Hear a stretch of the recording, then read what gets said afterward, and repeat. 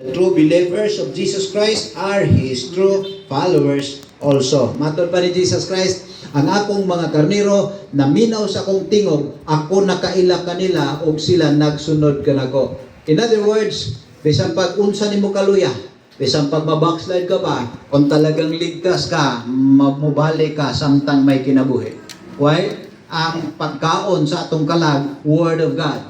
Uhawon ta, magmiserable ta, makasabot ta, nga ang Ginoo na nalayo na nato. Mao nang mubalik ta samtang panahon pa. Remember the prodigal son? Sa diya nag-amtos na siya, mibalik siya. Bisag wala tawga sa amahan, himbalik siya. Why? Tungod kay nakasabot ang asa ang tinuod tang kapahulayan tuwa sa kabubuton sa atong Dios nung amahan.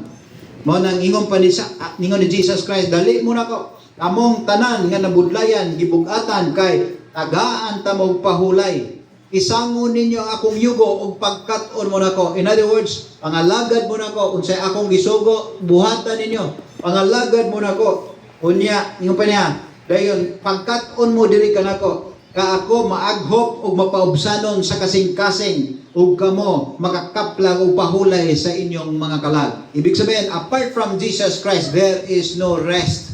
Bisan pagmamatay ang tao, dahil butangan ang cross og rest in peace, butangan ang lungon og rest in peace, butangan ang pansyon og rest in peace. The truth is, there is no peace, there is no rest for everyone nga wala diha sa Ginoo.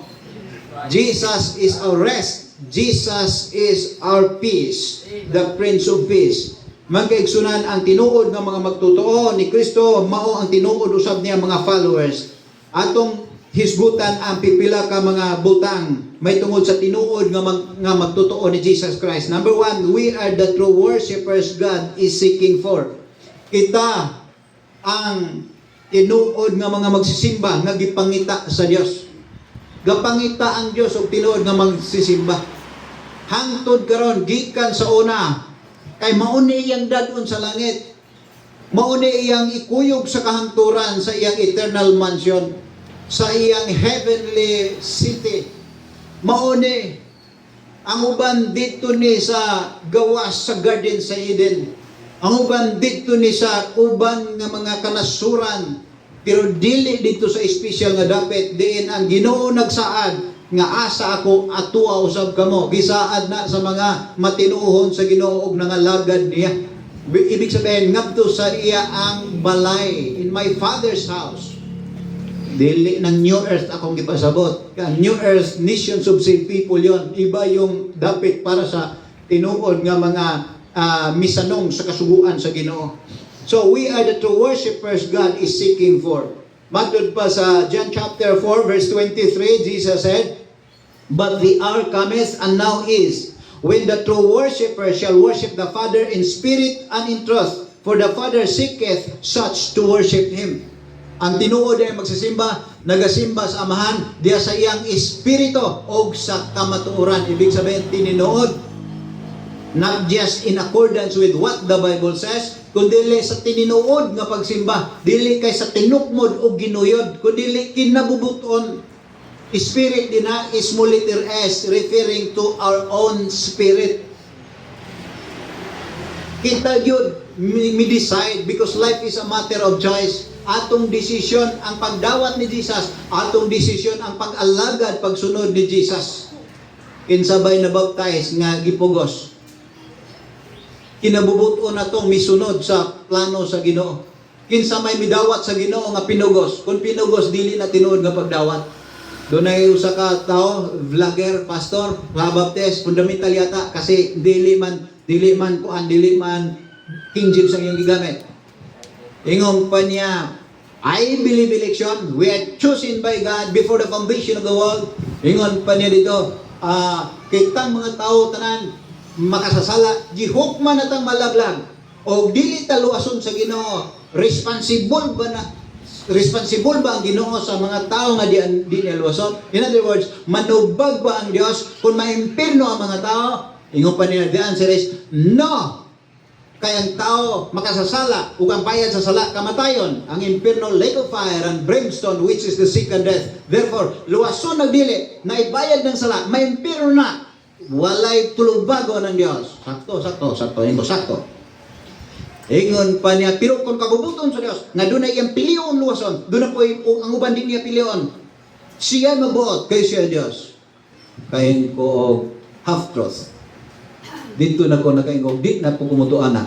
Nga naman, diha sa panultiong pagpili, kinahanglan makasabot first and foremost, sa atong relasyon sa Ginoo una, aron masabtan nato yung mga bagay na yon.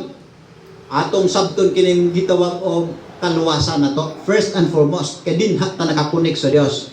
The answer is, or the question is, what is salvation? Salvation is our personal relationship with God. Ang atong kaluwasan, diin ta nakakunik sa Dios, mao ni ang atong personal nga relasyon sa Dios. O speaking of relationship, both parties na ay pagpili. Dili kay gipili ta ka o ako ka na. Wa kay mahimo, kay powerful kayo ko. God is all powerful, pero berespeto siya sa iyang taong gibuhat bisan tawo. Kaya nga naisulat, unsa bang tao, nganong imo mangitagaan pagtagad nga tawo raman undana. Inana karespetado ang Ginoo. Gihimutang gitawag gihimutan niya nga kalag na may kinabuhi. Ang kalag, that is mind, will, and emotion. In other words, gibuhat ta sa Dios na dunay kagahom sa pag-decide para sa atong kaugalingon. Dahil balikan na to. Speaking of salvation, that is our personal relationship with God. Speaking of relationship, both parties adunay pagpili. Example, bago ang duha nagplano nga magminyo, nagkauyab una sila. Kanang uyab, gitawag lang kauyab, relasyon yon. Kaya nga nung nakabatog relasyon, dahil ang lalaki mitanyag sa iyang gugma. Pamuta na, uyab na, kaya kadesisyon na siya. Kining gwapahan uyabon ta ka, higugmaon ta ka inday. Uyab na ta. Kay ako magkangihigugma. Wrong. Kinahanglan si inday mo himog pagpili. I accept your offered love. And then dito pa nagkaroon sila ng relationship. Both parties naghimog pagpili because we are not robots. Dili man ta mga robot ko. Nga isliton ta, wa kita mahimo, ilabay ta, wa kita mahimo, patindugo ta, wa kita mahimo. Dili tayo na. We are a living soul. Ingon ang Bible. Naatay kagahom sa pagpili o pagsalikway. Kaya nga nagkaroon tayo ng personal relationship with God because God loves the world. He offered His love. He gave His only begotten Son. And then whosoever believeth, that is pagpili sa tao. From the Greek word pisteuo, ibig sabihin to commit or to trust, referring to acceptance, referring to receiving that offered Son of God. Nga mao si Jesus Christ. So man kaigsunan sa diyang ang tao manag-uyab, nag-ingon sila, tininuod ba ning ato, di mapakasal na kita bisan kinsa mo kasal, pare man, pastor man, mayor man, huwis man, padawaton gina ang pikas-pikas. Ikaw lalaki, dawaton si babae ba nimo? Pinakas-langas sa kalipay ka sakit? Yes sir. Ikaw babae, ganun din sir. Karon iayha pa siya mo ingon, karon kining duha magtiayon na. Kung sa gali giusa sa Dios sa tao, dili pagabulagon. Gapasabot both parties naghimog desisyon, dili na desisyon or pagpili lang sa isa. So mo ni mga kaigsunan makita na to diha sa atong pagkabatog relasyon sa Ginoo inana ang nangyari. Diha sa atong pagsunod sa Ginoo mga kaigsunan kinahanglan ato pod nga pagpili. Busa kamo mga ginikanan himo ang kahayag ang inyong kinabuhi first and foremost ngadto sa inyong mga anak. Dasiga gina sila sa pag-alagad sa Ginoo labi na sa pagsimba. Kay ang Ginoo nangita sa tinuod nga mga magsisimba. Kay naay daghang mga Kristohanon ang mga ginikanan mismo mo ay nipugong sa ilang mga anak pag-adtog simbahan. Nya ana, naibalo ko ana. Kay misulti mismo kadtong tuwa na sa langit nga matud pa niya sila man mismo gud magpugong ang ilang mga anak imbes ganahan maunta mo nimba. O hindi na lang puguti gukol. Nga naman kay nga ipamugos man nato ang pagsulti sa kamatuoran kay di man gitanan maminaw kay nasulat na may seek hear my voice and I know them and they follow me. At hindi ka na maminaw ay consider nga di ginataga ato. Pero kung tinuod ng luwas ma-invite galing na ko dito sa atong tinuod nga puluyanan. Kay na may giyon sa Bible, mag-invite makunota dito panagsa. Ngay ato ra nang hisgutan niya. So man kaigsunan, balik pa na to. The true believers of Jesus Christ are His true followers also. First thing to consider, we are the true worshippers of God. We are the true worshippers God is seeking for. Kita ang tinuod nga mga magsisimba nga gipangita sa Dios. Kaya nangita gid siya tinuod nga magsisimba. Kinsa man ang tinuod nga nagatuo sa pagkamanluluwas ni Jesus sa atong kinabuhi. Amen. Kaya nga gibutang ta niya sa church. Gibutang ta niya sa church. Then kita ang mo influence sa uban bisan sa atong mga loved ones nga manimba ta mo adto ta paduol ta sa Ginoo. Dahil labi na sa mga bata ingon ang Bible bisan kinsa nga magapandol or magababag sa mga gagmay nga mga kabataan nga nagatuo kanako. Ingon ang Ginoo may pay huktan o galingang bato ang iyang liog itambog siya sa dagat. Si Jesus nagsulti ana ibig sabihin tinunglo ang mga tao nga magababag ni bisan kinsa labi na sa mga kabataan sa pagduol sa Ginoo.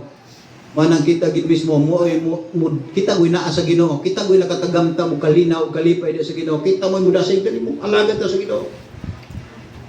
Di ginato babagan bisan kinsa gusto mo sunod sa Ginoo o muluol sa Ginoo, kita pagani mo paduol nila. Otherwise may pahuktan ang atong liog kunog bato itambog ta sa dagat.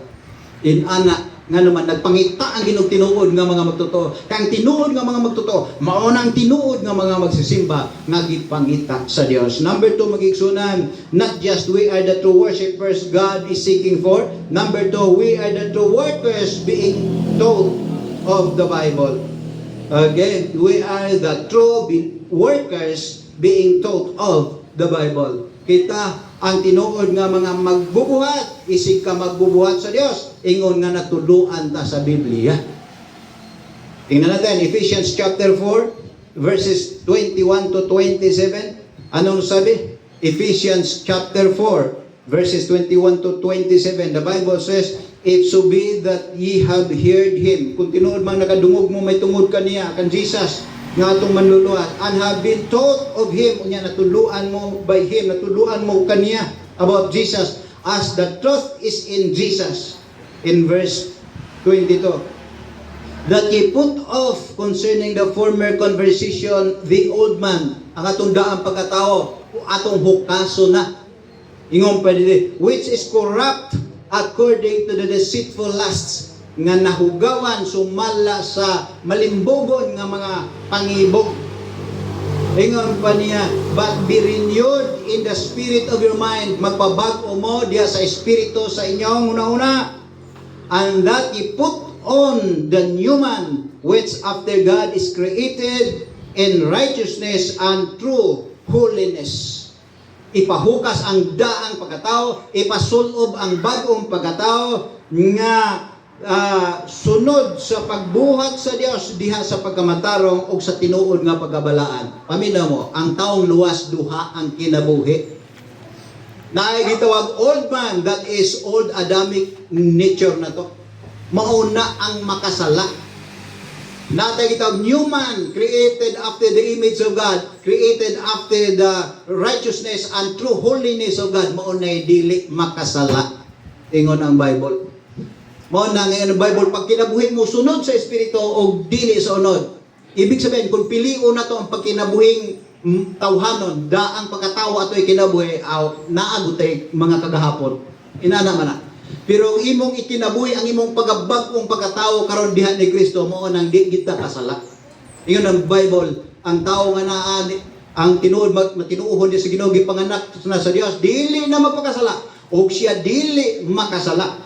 Kinsay dili makasala sa itong kinabuhi? The new man, the new life we have, the heavenly life we have in Jesus. Pero ang atong daang pagkatao nga naa ba, manintal pa na. Pangutan na, unsa may imong palabihon sa imong kinabuhi, duha pa na imong kinabuhi, magkinabuhi kang unod nun o espirituhanon. Muratag tao nga nagbuhi sa duha ka itoy. Si Blackie ug si Whitey.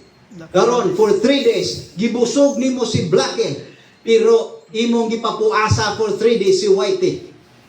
Then pagkatulo ka adlaw imo silang gipakumbate, gipaaway nimo kay lagi puro laki. Ang nangyari kirig-kirig si Whitey kay 3 days walay kaon ang iyang iyan empty.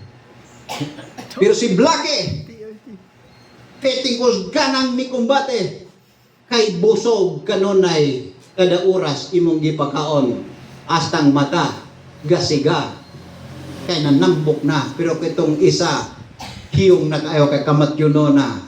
The same sa ato, kung busgo nimo ang imong karaang pagkatao diya sa daghang mga talan-awon nga di maayo, sama ng inyong cellphone nga gidaladala, na ay demonyo diyan daghan. Pagpili, unsay ibusog nimo sa imong kaugalingon, unsay imong busgon. Si Blackie, that is old man. Or si Whitey, that is your new man in Christ. Created after God's righteousness and true holiness.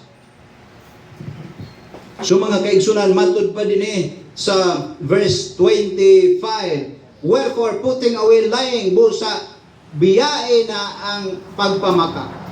Is speaking every man truth with his neighbor, for we are members one of another.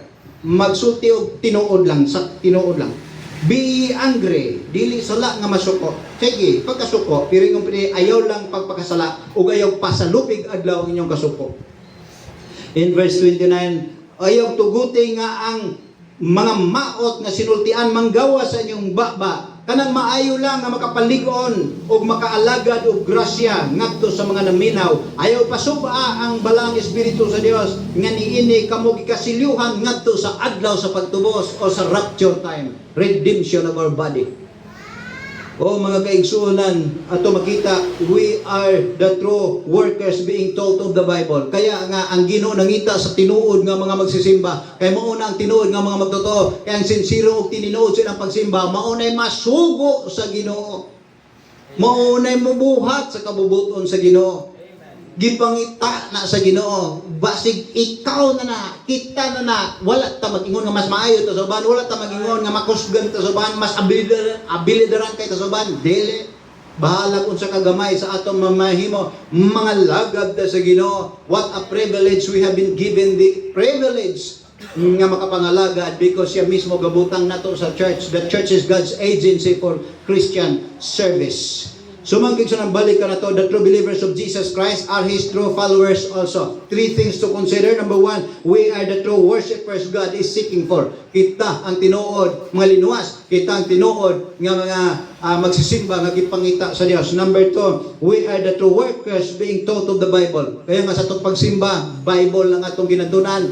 O kita mga kaigsunan ang tinuod nga mga magbubuhat, ingon nga tinudluan sa pulong sa Ginoo. And then, mga kaigsunan katapusan will be the wife of Jesus written in the book of Revelation chapter 19 verses 7 to 9. Kita ang iyang asawa unya na isulat sa Revelation chapter 19 verses 7 to 9. Akong basahon.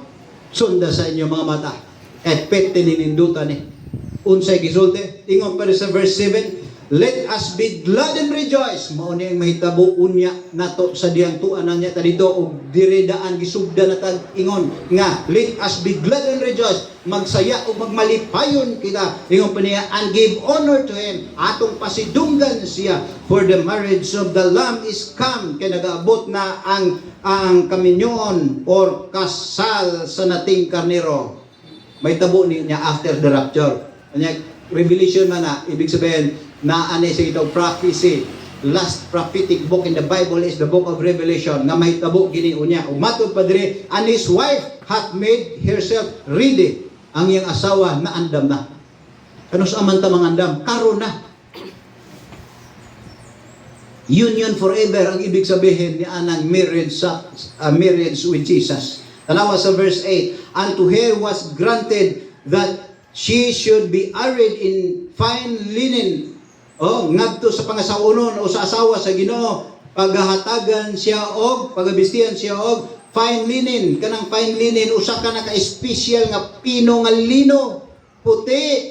Niyo pa niya limpyo og maputi. For the fine linen is the righteousness of saints. Kaya ang kining puti o kining pino nga lino mao ni ang pagkamatarong sa mga balaan.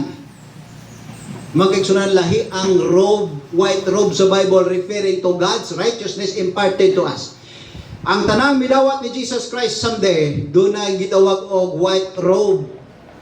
Mao na ang hulagway sa God's righteousness pagkamatarong sa Dios nga gihatag na to kaysa dami dawat na ni Kristo, tanang tang pagadaotan og tanang tang sala gipasaylo na, gibayra na sa dugo ni Kristo o gikalimta na. Naay gitawag white robe, pero ang white raiment, white garment, white linen, ingon ang Bible, this is the righteousness of the saints. Ibig sabihin, atong pagkamatarong, practical righteousness to after salvation. Nga, umanta na luwas, nagtarong na tas itong kinabuhi, nangalagad ta sa Ginoo, may nindot kayo diha. Gipakita lang sa bistidaan, mauni ang mga pangasawunon sa Ginoo or pag-aasawahon unya niya. Unya na sa verse 9, and he saith unto me, ug siya mingon nga ni kanako, isulat, blessed are they which are called unto the marriage supper of the Lamb. And he saith unto me, these are the true sayings of God. Tinuod kini nga panultihon sa Dios. Bulahan sila nga ginatawag ngadto sa panihapon or gitawag og panihapon sa kasal sa nating karnero. Gitawag. Bulahan sila nga ginatawag. May balo mo what is church? The church comes from the original Greek word ecclesia. Ibig sabihin called out, assembly. Pero doon ay giingon ni Jesus Christ, many are called, but few are chosen. Sa ato pa, kining mga nangaluwas tinuod nga mga members sa church, nga di gani ganahan manimba. Di magsumpak diha sa mga unsa gitudlo sa Bible, tungod sa kagahi sa kasing-kasing, kung luwas ka, invited ka pa rin. Kasi you are part of the called out assembly on earth. Ligtas ka. Pag-abot sa kapanahonan, kaslo na unya ang church. Invited ka pa rin. Kaya lang, dili ka mo ipakasal. Kasi, many are called, but few are chosen. Mo nang magtarong ta, bahalag unsa kagamay sa tong mahimo manggilabo ta. Di ta magbagulpul, o di ta sakitan sa pagpangalagad. Di kalipay na to nga gitagaan tag privilege nga makapangalagad sa Ginoo. Kay dili tanang luwas na tagaan sa maong privilege sa pagpangalagad.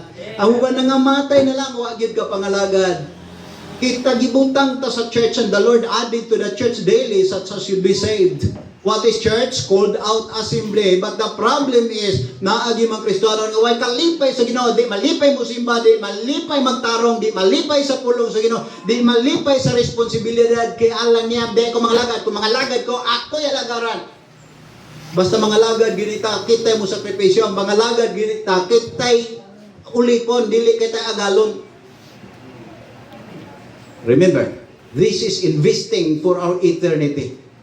Jesus said, pagtigom mo bahandi sa langit, bulahan sila.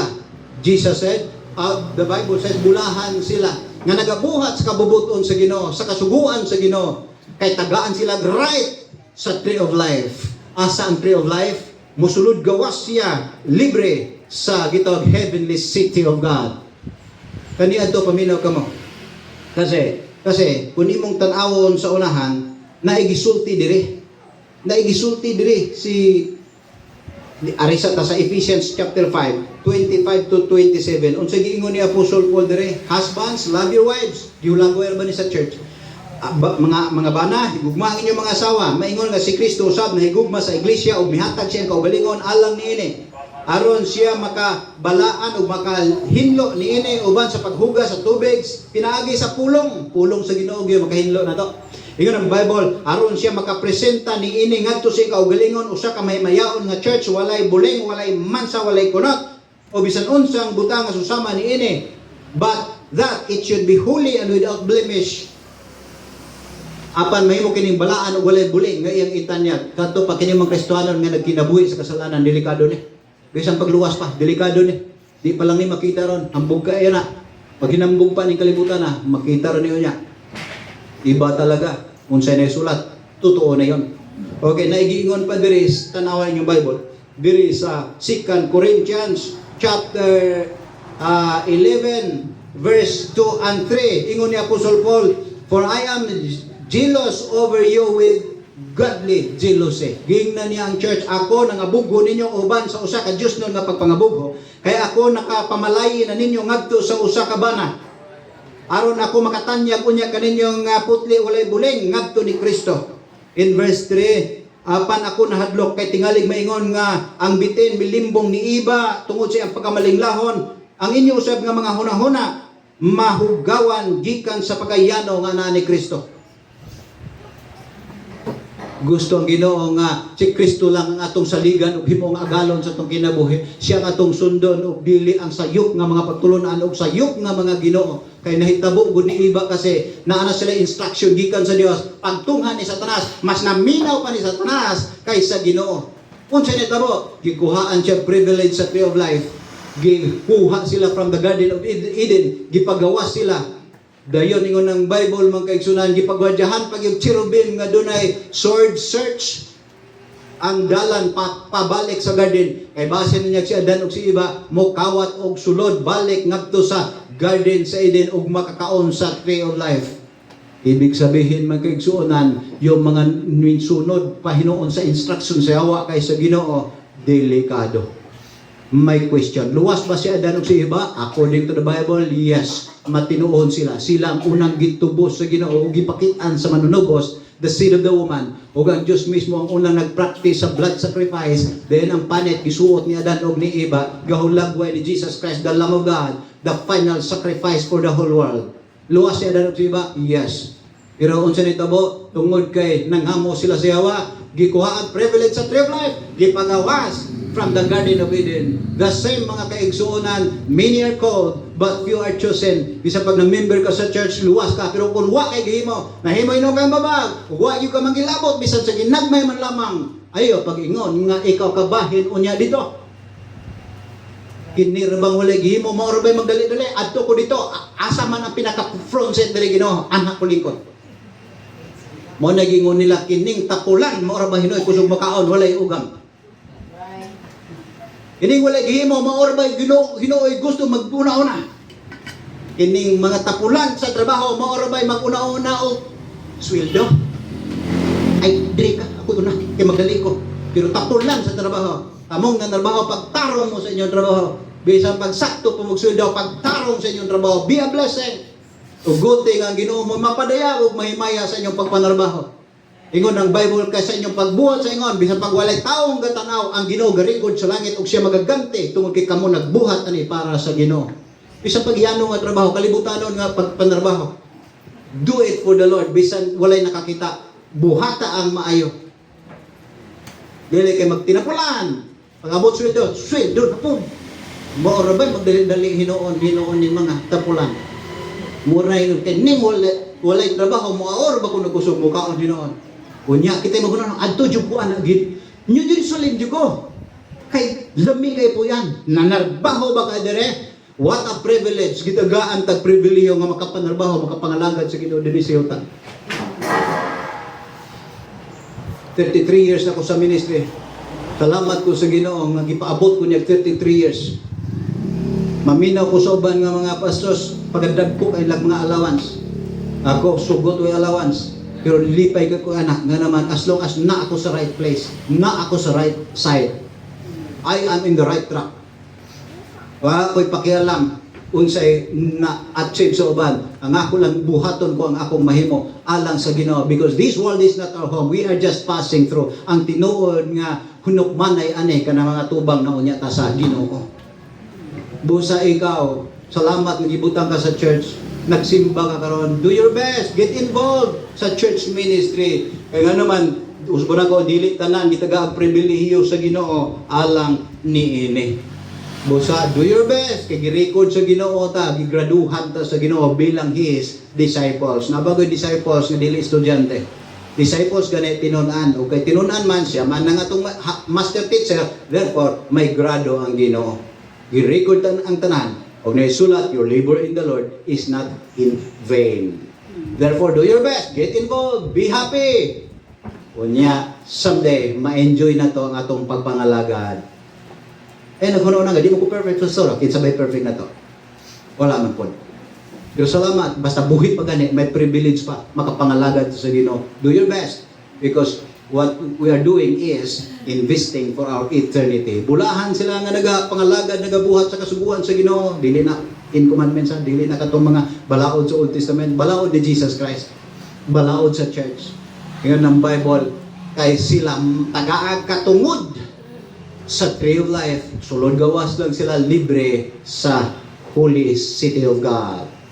Pagkanindot. Manindot ta, kay igo na. One word is enough for a wise man, Luloy. Kay si Luloy nagpanika na, kay si muwali o niya. Manindog ka, mag-awit ta. Atong awiton ang faith is the victory.